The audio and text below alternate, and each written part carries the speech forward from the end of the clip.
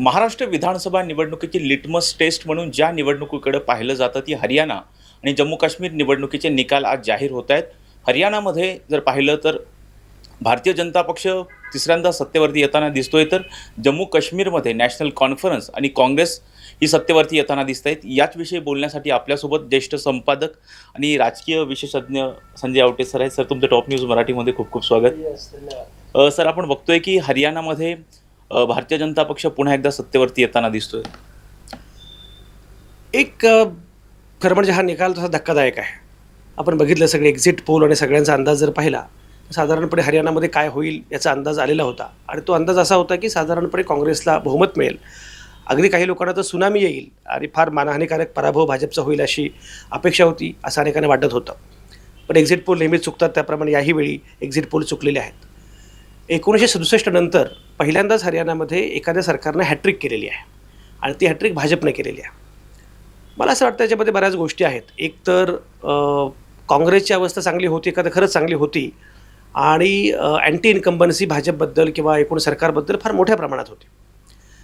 त्या अँटी इन्कम्बन्सीचा फायदा काँग्रेस उठवेल असं वाटलं होतं, क्रमांक 1. क्रमांक 2, जाटांचं सगळं जे काही चाललेलं होतं त्यामुळे जाट समुदाय दुखावलेला आहे, असंतुष्ट आहे, नाराज आहे आणि त्याचा फटका मोठ्या प्रमाणात भाजपला बसेल असे वाटलं होतं आणि काँग्रेसला फायदा होईल. 3, विरेश फोगाट. या सगळ्यानंतर जे काही घडलं त्याचा फायदाही अर्थातच काँग्रेसला होईल असं वाटलं होतं. प्रत्यक्षात मात्र जे उलटं घडलं आहे याची मला असं वाटतं की काही महत्त्वाची कारणं आहेत. पहिली गोष्ट म्हणजे भाजपनं ज्या प्रकारे निवडणुकीचं व्यवस्थापन केलं, ज्याला इलेक्शन मॅनेजमेंट आपण म्हणतो, आणि निवडणूक जिंकण्याचं एक तंत्र भाजपनं अलीकडच्या काळात विकसित केलेलं आहे. तर त्यामुळे त्यांनी निवडणुकीचं व्यवस्थापन खूप चांगलं केलं असं दिसतं आहे. हा एक मुद्दा आहे. दुसरा मुद्दा असा आहे की जाट दुखावलं हे खरं आहे, पण मग बिगर जाटांना एकत्र करणं हा पण एक महत्त्वाचा मुद्दा असतो. शेवटी असं आहे की एखादी बहुसंख्याक जात जेव्हा असते त्या बहुसंख्याक जातीच्या विरोधामध्ये पण बाकीच्या जाती असू शकतात. त्यामुळे त्या जाटांच्या विरोधामध्ये बाकी सगळ्या जाती एकवटल्या कदाचित आणि त्या भाजपसोबत गेल्या. त्यामुळे जाट आपल्यासोबत नाहीत हे भाजपनं मान्य केलं आणि जाटांना आकृष्ट करून घेण्याचा काही फार प्रयत्न केलासुद्धा नाही.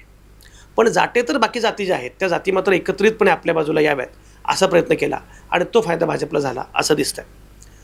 काँग्रेसनं काय केलं, काँग्रेसनं हुड्डांना जरा खूप त्यांच्यावरती विसंबून राहिले.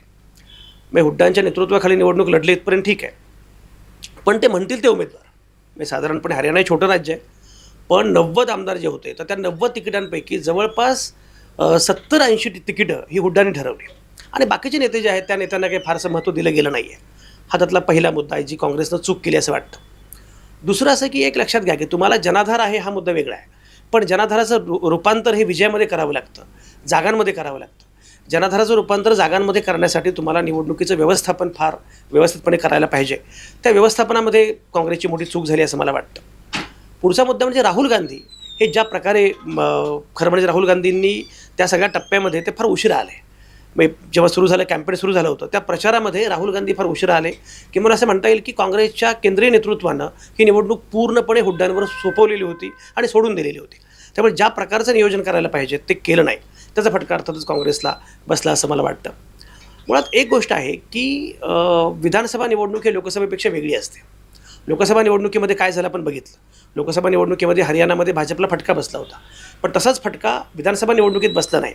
मुळात काय असतं की विधानसभा निवडणुकीमध्ये मुळातच मार्जिन फार कमी असतं आणि फार कमी मताने लोक निवडून येत असतात, उमेदवार निवडून येतात. हा एक भाग आहे. दुसरं असं की हरियाणा मुळात छोटं राज्य, म्हणजे 90 जागा तर आहेतच, पुन्हा विधानसभेच्यामध्ये खूप कमी लोकसंख्या त्या अर्थानं आहे, त्यामुळे फार कमी फरकानं लोक निवडून येत असतात. तिसरा मुद्दा जो आहे तो उमेदवारांची निवड हा फारच महत्त्वाचा मुद्दा ठरतो आणि उमेदवारांच्या निवडीमध्ये भाजपनं बाजी मारली आणि त्या तुलनेमध्ये काँग्रेस मात्र मागे पडली. अशी अनेक कारणं आहेत. या सगळ्या कारणांमुळे मला असं वाटतं की हरियाणामध्ये अगदी सहजपणे विजय शक्य होता, पण काँग्रेसने संधी गमावली आणि काँग्रेसने संधी गमावल्यामुळे आता एकूण झालं आहे असं की उत्तर भारतामध्ये बऱ्यापैकी भाजपचा आता मोठा प्रभाव आहे असं दिसतं आहे, दक्षिण भारतामध्ये बऱ्यापैकी काँग्रेसचा प्रभाव आहे असं दिसतं आहे. त्यामुळे उत्तर विरुद्ध दक्षिण ही सीमारेषा आत्ता ठळक झाली आहे, हा एक मुद्दा आहे. आणि हरियाणातल्या विजयामुळे भाजपचं मनोबल निश्चितपणे वाढलेलं आहे. लोकसभा निवडणुकीनंतर जे मनोबल बऱ्यापैकी खच्चीकरण झालं होतं भाजपचं, तर ते मनोबल पण मोठ्या प्रमाणात वाढलेलं आहे. त्यामुळे हा निकाल तशा अर्थानं आश्चर्यकारक आहे आणि या निकालाचा परिणामसुद्धा मोठ्या प्रमाणात होणार आहे. सर, दुष्यंत चौटाला जे होते उपमुख्यमंत्री ते सुद्धा पराभवाच्या छायेत आहेत. JJPला केवळ 0 जागा मिळत आहेत, जागाच मिळत नाही. एक लक्षात घ्या, म्हणजे मुळामध्ये आपण जर बघितलं ना, की साधारणपणे छोटे पक्ष जे असतात, तर त्या छोट्या पक्षांना बऱ्यापैकी नाकारलं गेलेलं आहे असं दिसतंय. आणि प्रामुख्याने काँग्रेस आणि भाजप यांनाच बऱ्यापैकी सगळ्या ज्या काही जागा आहेत त्या मिळत आहेत. आता झालं आहे असं, की लोकांना असं वाटतं, की ज्याला साधारणपणे सरकार ज्याचं येईल, तर त्याला आपण मत दिलं पाहिजे. बाकीच्यांना मत दिलं तर त्या जागा येतील, पण त्यामुळे मतांचं विभाजन होईल एकतर, किंवा प्रत्यक्ष सरकार कोणाचं बनणार. त्यामुळे त्रिशंकू सरकारकडे जायचं नाही, हा लोकांचा कौल बऱ्यापैकी दिसतोय आणि त्यामुळे ठळकपणे असा निकाल लागला असं मला वाटतं. सर, जम्मू काश्मीरमध्ये बघतो की आपण आता सध्या ज्यावेळी 370 कलम हटवल्या गेलं त्यानंतर बराच रोष जम्मू काश्मीरमधील नागरिकांमध्ये होता. पहिलीच निवडणूक होती त्यानंतरची, आणि तिथे नॅशनल कॉन्फरन्स आणि काँग्रेसची सत्ता येताना दिसते, आणि PDPला सुद्धा त्या ठिकाणी नाकारण्यात आलं. एक लक्षात घ्या, मुळात भाजपनं ज्या मुद्द्यांचा वापर केला लोकसभा निवडणुकीमध्ये ते सगळे मुद्दे लोकांनी नाकारले. त्यातला पहिला मुद्दा होता राम जन्मभूमी. आपण बघितलं की अयोध्येमध्ये सुद्धा भाजपचा पराभव झाला. दुसरा मुद्दा होता 370, 317 कलम रद्द केलं. मी तुम्हाला सांगतो, मी हे कलम रद्द होण्याच्या पूर्वी 2 दिवस काश्मीरमध्ये होतो आणि साधारणपणे 8 दिवस मी काश्मीरमध्ये राहिलो त्या काळात. तर लोकांना ही चाहूल लागली होती असं काहीतरी घडणार आहे, आणि काश्मीरमधल्या माणसांना ते काही फार आवडलं नाही. याचं सगळ्यात महत्त्वाचं कारण असं की काश्मीरी अस्मिता आहे, तर ते काश्मीरियत असं म्हणतात. तर काश्मीरियतच्या विरोधामध्ये काहीतरी चाललेलं आहे, आणि जम्मू काश्मीरचा एक वेगळा दर्जा आहे, तर तो दर्जा राखण्याच्या ऐवजी उलटपक्षी वेगळ्याच पद्धतीनं होतं आहे, आणि ते सर्वसामान्य काश्मीरी माणसाला आवडलेलं नव्हतं. हा त्याचा सगळ्यात महत्त्वाचा भाग होता. दुसरा मुद्दा असा होता की नॅशनल कॉन्फरन्सविषयी लोकांना एक सहानुभूती वाटू लागलेली होती. तुम्ही बघा की नॅशनल कॉन्फरन्स हा फार महत्त्वाचा पक्ष आहे. म्हणजे त्या कालावधीमध्ये शेख अब्दुल्ला, मग फारुख अब्दुल्ला, मग ओमर अब्दुल्ला, हे सगळं ते आहे तिथे. महत्त्वाची गोष्ट काय आहे की मुळामध्ये जेव्हा नॅशनल कॉन्फरन्सबद्दल ज्या भाषेमध्ये भाजप बोलत होते, भाजपचे नेते ज्या प्रकारे ओमर अब्दुल्लांविषयी बोलत होते, देशद्रोही लोक आहेत किंवा काहीतरी वेगळ्या प्रकारे सगळी मांडणी केली जात होती, लोकांना ते फारसं आवडलं नाही. मी मगाशी उल्लेख केल्याप्रमाणे मुळामध्ये सहानुभूतीची लाट ज्या प्रकारे आपण इथे बघितली उद्धव ठाकरे आणि शरद पवार यांच्याबद्दल, अगदी त्याच प्रकारे ती लाट ओमर अब्दुल्लांच्या संदर्भामध्ये तिथे तयार झाली होती, हे लक्षात घेतलं पाहिजे. आणि तिथे पण तोच मुद्दा आहे की आपल्याला हे त्यांनी ठरवलं होतं की त्रिशंकू विधानसभा नको, निवडून द्यायचं कोणाला? नॅशनल कॉन्फरन्सला. मग PDP अजिबात नको. त्यामुळे PDPबद्दलची नाराजी, एक तर PDP आणि भाजप एकत्र होते, तेही लोकांना आवडलेलं नव्हतं. तर मला असं वाटतं की आत्ता नॅशनल कॉन्फरन्ससोबत जायचा निर्णय काँग्रेसनं घेतला, काँग्रेससोबत यायचा निर्णय त्यांनी पण घेतला, त्याचा फायदा निश्चितपणे झालेला आहे. तुम्ही गंमत बघा, 10 वर्षानंतर निवडणूक झाली, 10 वर्षानंतर लोकांनी मतदान केलं, आणि मतदानाचं प्रमाण एवढं होतं, हे खरं म्हणजे हे आश्चर्यकारक होतं. पण लोकांनी हे ठरवलं होतं की आपल्याला आपल्या भवितव्यासाठी, आपल्या भल्यासाठी निर्णय घ्यायचा आहे, आणि ही निवडणूक ही जम्मू काश्मीरच्या अस्तित्वाची निवडणूक आहे असा मुद्दा होता. त्याच कालावधीमध्ये सोनम वांगचुकचं जे उपोषण सुरू झालं होतं, सोनम वांगचुकच्या उपोषणाच्या निमित्तानं सुद्धा एक जनमत जे काही आहे ते तयार झालं होतं, असंतोष तयार झाला होता, आणि साधारणपणे सोनम वांगचुकच्या उपोषणामुळे बऱ्यापैकी भाजप विरोधी मत तयार करण्यामध्ये नॅशनल कॉन्फरन्सला यश आलं, काँग्रेसला यश आलं, आणि त्यामुळे हा निकाल लागला असं मला वाटतं. विभाजनाचा कुठेतरी फटका बसला असं वाटतं? जम्मू काश्मीरमध्ये जे विभाजन झालं त्याचाही फटका बसला? नाही, विभाजनाचा फटका बसलाच आहे, पण मला असं वाटतं की लोकांनी स्पष्टपणे ठरवलं होतं की नॅशनल कॉन्फरन्सचं सरकार आलं पाहिजे आणि भाजपला आपल्याला सत्ता द्यायची नाही, हे त्यांनी ठरवलं होतं. पण एक मात्र झालेलं आहे, म्हणजे भाजपला सुद्धा जम्मू काश्मीरमध्ये आपण विजयी होऊ असं काही वाटत होतं असं मला वाटत नाही. पण सगळ्यात महत्त्वाची गोष्ट अशी आहे की त्यानिमित्ताने भाजपचा थोडासा वोट शेअर वाढला आहे असं मला वाटतं, मतांची टक्केवारी वाढलेली आहे. भाजपचं वैशिष्ट्य काय आहे? कुठलं राज्य घ्यायचं आणि कुठल्या राज्यामध्ये किमान जरा आपलं स्थान आणखी बळकट करायचं. म्हणजे त्यांना माहिती होतं की बंगाल आपण हरणार आहोत, पण तरी बंगालमध्ये त्यांनी ज्या प्रकारे बस तयार केला, याचं कारण असं की बंगालमध्ये ममतानंतर सगळ्यात महत्त्वाचा पक्ष हा भाजप आहे, हे अधोरेखित करायचं होतं त्यांना. अगदी त्याप्रमाणे काश्मीरमध्ये आपला वोट शेअर वाढवणं, आणि ठीक आहे आत्ता ही निवडणूक आपण जिंकणार नाही, पण तरीसुद्धा आपला वोट शेअर वाढवणं, आपलं महत्त्व वाढवणं हे भाजपला करायचं होतं. हे त्यामुळे भाजपलाही माहिती होतं, आणि सर्वसामान्य माणसांनी मात्र नॅशनल कॉन्फरन्सला आपण मत द्यायचं, सत्तेमध्ये आणायचं हे ठरवलं होतं. तर मला असं वाटतं की मताचं विभाजन झालं हा मुद्दा आहेच, पण त्याहीपेक्षा नॅशनल कॉन्फरन्सला निवडून द्यायचं आहे हे लोकांनी ठरवलं होतं. तोच निकाल काश्मीरमध्ये लागलेला आहे. सर, महबूबा मुफ्ती भाजपासोबत गेल्या, त्यांनी सत्ता स्थापन केली, आणि त्यानंतर बघितलं तर भाजपाने पाठिंबा काढला, आणि त्यानंतर जम्मू काश्मीरचं विभाजन झालं. आता जर आपण निकाल पाहिले तर जवळपास 23 जागांचा फटका हा PDPला बसताना दिसतोय. सगळ्यात मोठा फटका PDPला बसलेला आहे. याचं कारण असं आहे की मुळात PDPचं राजकारण लोकांना आवडलं नाही. म्हणजे मुळात PDPने भाजपसोबत जाणं हे लोकांना आवडलं नाही, आणि मी म्हटल्याप्रमाणे धरसोड वृत्ती लोकांना आवडत नाही. सगळ्यात महत्त्वाची गोष्ट म्हणजे ही निवडणूक मी जर बघितली तर मला असं वाटलं की काश्मीरी अस्मिता हा सगळ्यात महत्त्वाचा मुद्दा होता. नॅशनल कॉन्फरन्स म्हणजे काश्मीरी अस्मिता, अशा प्रकारे निवडणूक लढवली गेली, त्यामुळे तो PDPला फटका बसणं स्वाभाविकच होतं. सर, आता लोकसभा निवडणुकीच्या नंतर बघितलं, आधी आपण पाहिलं तर मोदी सरकार असं सांगितलं जायचं. आता आपण बघतो की NDA सरकार स्थापन झालेलं आहे. भाजपाने 400+ नारा लोकसभेमध्ये दिला होता, तो काही त्यांना पूर्ण करता आलेला नाही. आता NDA सरकार अर्थात मित्रपक्षाच्या साहाय्याने केंद्रामध्ये सरकार स्थापन आहे. त्याचं कुठेतरी भाजपाचा कॉन्फिडन्स लेवल ढासळल्याचं आपल्याला दिसून आलं होतं. आता नुकत्याच विधानसभेच्या निवडणुका आहेत, त्यावरती ह्या निवडणुकीचा कसा इम्पॅक्ट होऊ शकतो? नाही, एक लक्षात घ्या, लोकसभा निवडणुकीमध्ये जे घडलं त्याच्यामध्ये विरोधकांना फार मोठ्या प्रमाणात यश मिळालं.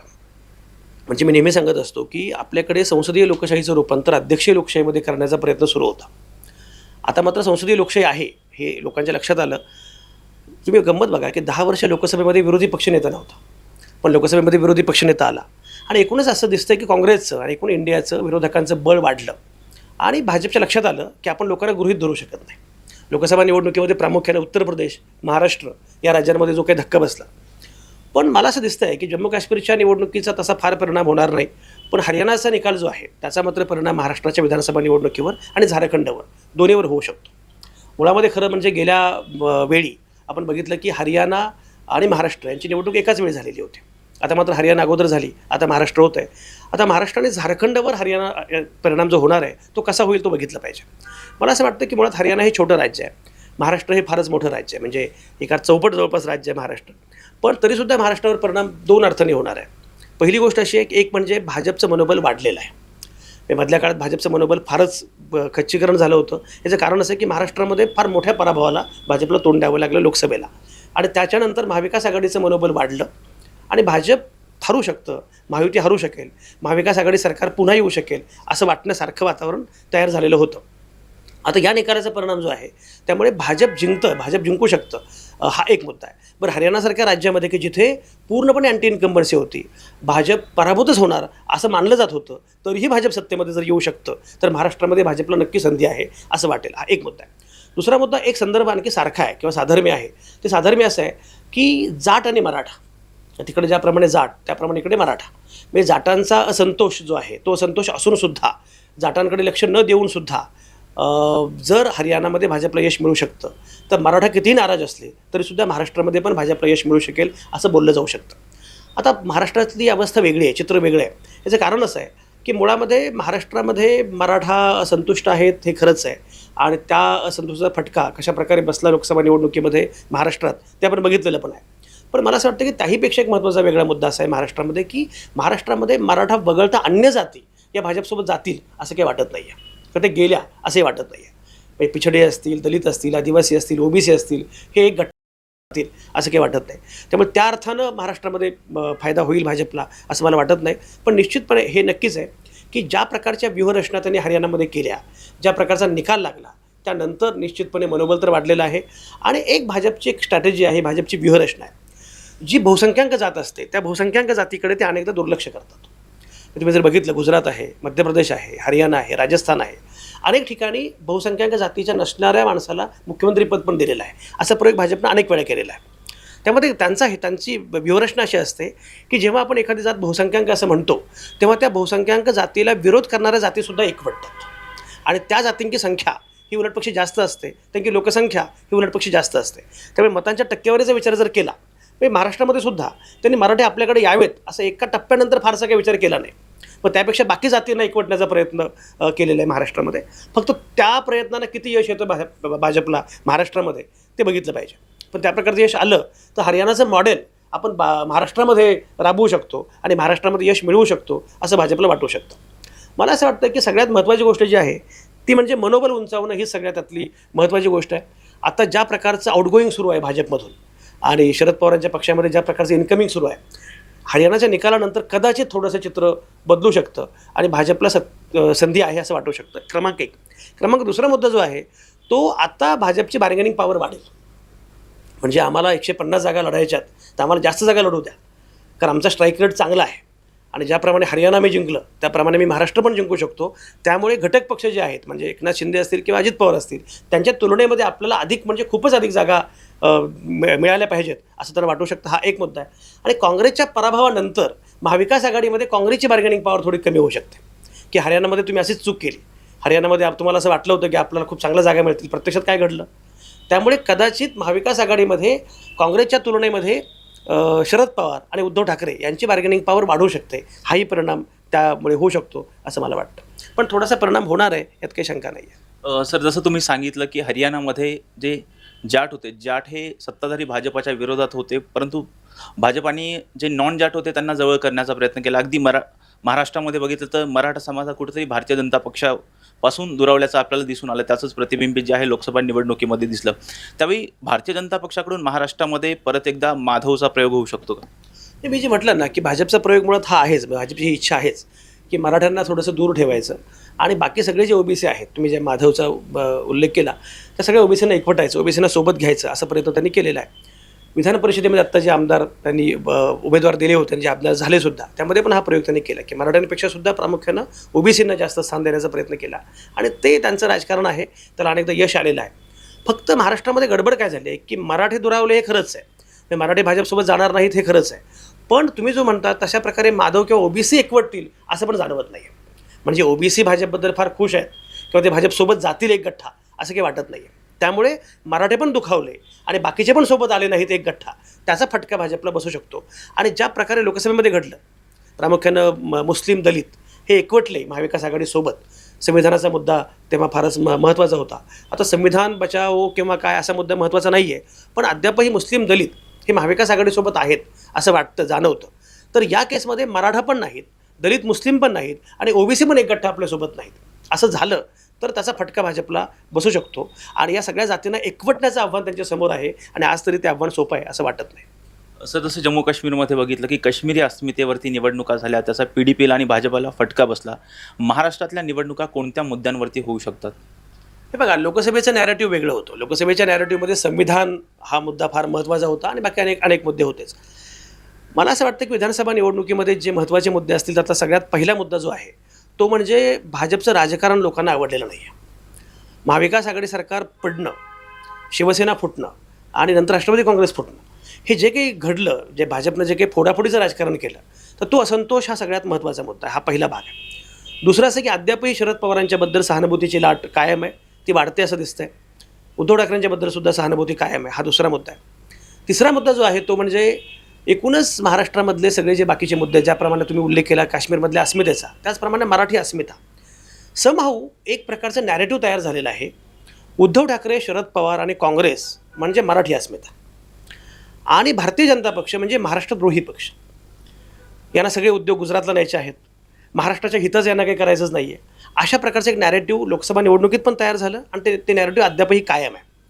गंमत काय झाली आहे की महाविकास आघाडीकडे चेहरे आहेत आणि ते चेहरे फार चांगले चालत आहेत. म्हणजे उद्धव ठाकरे, शरद पवार हे दोन चेहरे आणि राहुल गांधींच्या चेहऱ्याचा उपयोग महाराष्ट्रामध्ये काँग्रेसला होतो आहे. त्यामुळे हे सगळे चेहरे चालत आहेत. याच्या उलट भाजपकडे चेहरा नाही आहे, किंबहुना जे चेहरे आहेत ते उलटपक्षी खलनायक झालेले आहेत. तर हाही फटका भाजपला फार मोठ्या प्रमाणात बसणार आहे. पुढचा मुद्दा जो आहे तो आहे स्थानिक. एक लक्षात घ्या, मुळामध्ये लोकसभा निवडणुकीमध्ये एक सगळ्यात मोठा फटका कुठला बसला तर लोकसभेची निवडणूकसुद्धा स्थानिक मुद्द्यांवर गेली. याचं कारण असं की गेल्या अनेक वर्षांमध्ये महानगरपालिकेची निवडणूक झालेली नाही, जिल्हा परिषदेची निवडणूक झालेली नाही. तर तो जो रोष आहे त्याचा फटकासुद्धा या निवडणुकीमध्ये बसणार आहे. त्यामुळे स्थानिक मुद्दे तेवढेच महत्त्वाचे असतील. आता ज्या प्रकारे हरियाणामध्ये त्यांनी मॅनिफेस्टोमध्ये बऱ्याच गोष्टी सांगितल्या होत्या, ज्याला आपण पॉप्युलिस्ट घोषणा म्हणतो, महिलांना हे मिळेल ते मिळेल वगैरे वगैरे, तसा एक परिणाम आपल्याकडे लाडकी बहीण आहे किंवा आणखी बाकीच्या काही योजना आहेत. तर या योजनांचा, त्या लाभार्थ्यांचा आणि सरकार काय काय करतं आहे या सगळ्याचा फायदा कदाचित भाजपला होऊ शकतो. तो किती टक्के होतो आहे यावर अनेक गोष्टी अवलंबून आहेत. मी मगाशी म्हटल्याप्रमाणे एक लक्षात घेतलं पाहिजे की जेव्हा एखादं सरकार येतं, एखाद्या पक्षाची सत्ता येते आणि एखाद्या पक्षाचा पराभव होतो, तेव्हा मतांच्या टक्केवारीमध्ये फार फरक नसतो.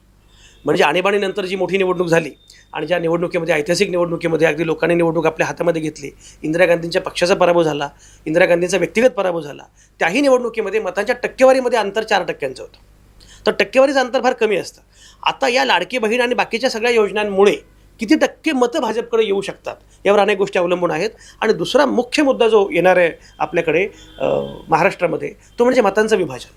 हे मुळात 6 पक्ष आहेत, 6 प्रमुख पक्ष आहेत आणि 6 प्रमुख पक्षांकडून उमेदवारी हवी असणारे बरेच लोक आहेत, प्रत्येकाला मिळणार नाही, त्यामुळे बंडखोरी असणार आहे. हे प्रत्येक मतदारसंघामध्ये साधारणपणे 4-4, 5-5 उमेदवार उभे राहतील, त्यामुळे ती बंडखोरी आहे. दुसरं अर्थातच काय तुमची परिवर्तन महाशक्ती तिसरी आघाडी जी आहे ती पण मतांचं विभाजन बऱ्यापैकी करणार आहे. वंचित बहुजन आघाडी आहे ती आहे.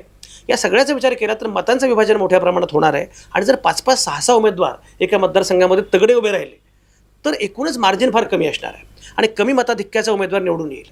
त्या केसमध्ये काय होईल हे आता सांगणं फार कठीण आहे. पण मला असं वाटतं की जातीय अनुषंगानं म्हणजे जे हरियाणामध्ये घडलं जाट आणि बिगर जाट तशा प्रकारचं मला वाटतं महाराष्ट्रामध्ये घडेल असं मला वाटत नाही. मराठा आणि बाकी सगळे मराठेतर यांच्याकडे असं घडणार नाही. त्यामुळे आत्ता जातीय समीकरणं महाराष्ट्रातली फार वेगळ्या प्रकारची असणार आहेत, अधिक गुंतागुंतीची असणार आहेत असं मला वाटतं. त्यामुळे महाराष्ट्राचा अंदाज आत्ता बांधता येईल असं काही मला वाटत नाही आणि हरियाणाचा त्या अर्थानं थेट परिणाम होईल महाराष्ट्रामध्ये असे मला वाटत नाही. हरियाणातलं मॉडेल महाराष्ट्रामध्ये चालेल असंही वाटत नाही. सर, लाडकी बहीण योजनेचा फायदा कितपत होईल अजूनही काही कळलेलं नाही. विधानसभा निवडणुकीनंतरच समजेल. परंतु राहुल गांधींनी कोल्हापूरमधल्या सभेत एक विधान केलं होतं की आम्ही 50% जी आरक्षणाची मर्यादा आहे ती आम्ही ब्रेक करणार आहोत. एक लक्षात घ्या, 50% आरक्षणाची मर्यादा आम्ही उल्लंघणार आहोत असं राहुल गांधी म्हणाले, असं शरद पवारसुद्धा म्हणाले की 75% द्यायला हरकत नाही. पण मुळात मला असं वाटतं की आरक्षणाचा मुद्दा जो आहे तो बऱ्यापैकी पुढे येतोच आहे. आता त्याच्यामध्ये काय होईल हे बघितलं पाहिजे, कारण मराठा आरक्षण असं म्हणताना ओबीसींचा पण विचार केला पाहिजे. आणि मराठा आता कसं आहे की दोन्ही आरक्षणाबद्दल कुठल्याच पक्षाला काही भूमिका घेता येत नाही आहे. हे भाजपनं सुद्धा काही मराठा आरक्षण आम्ही देणार नाही असं तर म्हटलेलंच नाही आहे. माझा मुद्दा असा आहे की हे सगळं बरोबर आहे, पण तुम्ही जो प्रश्न विचारला लाडक्या बहीणच्या अनुषंगाने, लाडकी बहीण ही किती चालेल हे आत्ता समजत नाही आहे. पण मी म्हटल्याप्रमाणे एक नक्कीच आहे की अकाउंटमध्ये पैसे जमा होत आहेत, बऱ्यापैकी जल्लोष होतो आहे. पण काय भारतीय मतदार फार शहाणा आहे. तो पैसे घेईल, पण पैसे घेतले म्हणून तो त्याच पक्षाला मत देईल असे मानण्याचं काही कारण नाही. पण एक नक्कीच आहे की आत्तापर्यंत अंदाज येत नाही की त्याचा नक्की किती फायदा होईल, किती टक्के फायदा होतो आहे त्यावर अनेक गोष्टी अवलंबून आहेत. आपण ते बघूया काय नक्की होईल ते. सर, खूप खूप धन्यवाद तुम्ही टॉप न्यूज मराठीशी बोलण्यासाठी वेळ दिला. मला फार छान वाटलं, कारण टॉप न्यूज मराठीचा प्रयोग तुम्ही जो काही करता आहात त्याचं मला फार कौतुक आहे. आणि मला असं वाटतं की तुमच्या या प्रयोगामध्ये मी पहिल्यांदाच सहभागी झालेलो आहे. पण या प्रकारचा प्रयोग सुरू होणं, तो प्रयोग चालणं, ठिकठिकाणी ते चॅनल दिसत आहे, लोक बघतायत, त्यावर चर्चा करतायत, तर तुमच्या प्रयोगाला खूप शुभेच्छा. सर, आपण पाहिलं की हरियाणाचे निकाल आता येतच आहेत, त्याचबरोबर जम्मू काश्मीरचेही निकाल येत आहेत. हरियाणामध्ये भारतीय जनता पक्ष पुन्हा एकदा तिसऱ्यांदा सत्तेवरती येताना दिसतोय.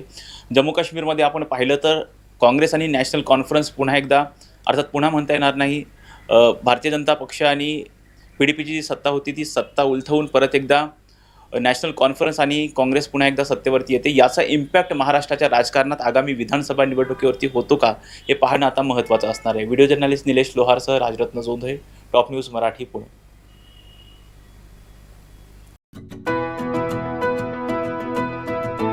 25 वर्षांचा प्रदीर्घ अनुभव व अत्याधुनिक तंत्रज्ञान यांनी सुसज्ज असे पुण्यातील आकाश आय क्लिनिक व लेझर सेंटर. रोबोटिक पद्धतीने वेदनारहित मोतीबिंदू शस्त्रक्रिया, तेही विना टाका व विना इंजेक्शन. मेडिक्लेमची सुविधा व सेम डे डिस्चार्ज. लेसिक लेझरने चष्म्यापासून कायमची मुक्ती फक्त 10 मिनिटात. काचबिंदू, रेटिना, ड्राय आय, मायोपिया अशा अनेक डोळ्यांच्या विकारांवर उपचार म्हणजेच आकाश आय क्लिनिक आणि लेझर सेंटर. CTR कंपनी जवळ, विमान नगर, नगर रोड, पुणे. संपर्क 8888173100. Come on guys, hurry up. यार सुन ना, एक ब्रेक ले लेते हैं. Guys, I'm telling you, तुम लोगों को सही से ट्रैकिंग नहीं आता. But that's okay, you can learn. रोज का ढक्कन देना. ये रेड वाला है, सही वाला देना. अबे ढक्कन, पहले तो सही पानी पीना.